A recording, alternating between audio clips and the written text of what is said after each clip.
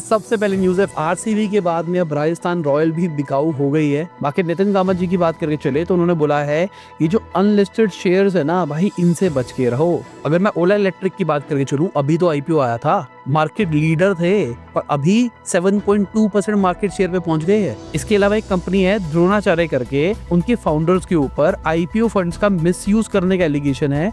2 साल का बैन लगा दिया गया है। अब अपकमिंग आईपीओ आ रहा है भाई मीशो का। यहाँ पर सॉफ्टबैंक, प्रोसेस, जितने भी बड़े इन्वेस्टर्स है वो एग्जिट नहीं कर रहे। यहाँ पे मीशो वालों ने एक और चीज बताई, जो 61% इनकी कंज्यूमर क्वेरीज है ना, उसको ये एआई से ही रिजॉल्व कर रहे हैं। बाकी लेंसकार्ट की बात करके चले तो Q2 का रिजल्ट आ गया भाई, प्रॉफिट 20% बढ़ता हुआ दिखाई दिया है, 103.5 करोड़ पे चला गया। अब एक कंपनी और का आज आईपीओ खुलने वाला है, रेवल केयर करके, ये शार्क टैंक के ऊपर भी आए थे। इसके अलावा 82 डिग्री ई की बात करके चले, जो कि दीपिका पादुकोण का ब्रांड है, उन्होंने 12.3 करोड़ का लॉस रिपोर्ट किया है 2025 के अंदर। बाकी ईडी की बात करके चले तो 131 करोड़ की ट्रांजेक्शन देखी है उन्होंने एक रैपिडो ड्राइवर के अकाउंट के अंदर भाई। बाकी इनकम टैक्स डिपार्टमेंट ने एसएमएस भेजा है 25,000 नॉन डिस्क्लोज फॉरेन एसेट वाले इंडिविजुअल्स को। बाकी अडानी ग्रुप की बात करके चले तो वो 90,000 करोड़ रुपए रेज करने का प्लान कर रहे हैं फाइनेंशियल ईयर 27 के अंदर। बाकी अडानी ग्रुप प्लान कर रहे हैं $5 बिलियन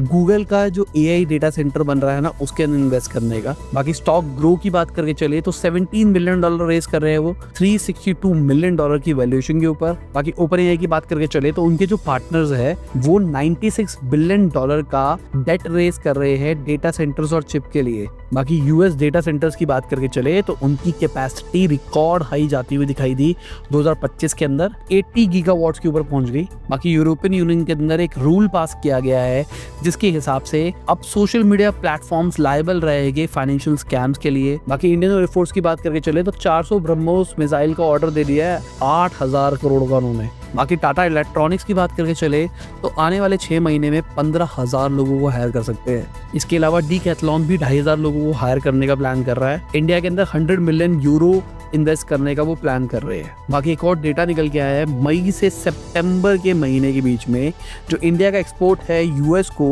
वो 37% ड्रॉप होता हुआ दिखाई दिया भाई। इसके अलावा Amazon, फ्लिपकार्ट अब लोन ऑफर करेंगे स्मॉल इंडियन बिजनेसेस को